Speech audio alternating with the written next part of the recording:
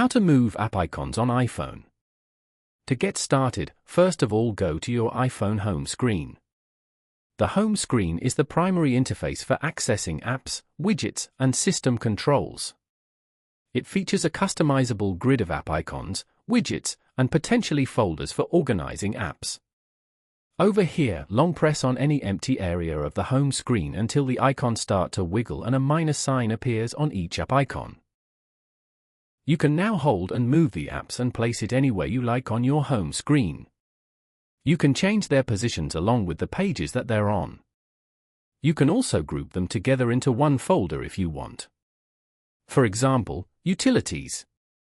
After that, tap on Done at the top right corner. Following these steps, you can easily move app icons on iPhone. Thank you for watching. Please leave a like if this tutorial helped you, or leave a comment below if you have any questions related to the video.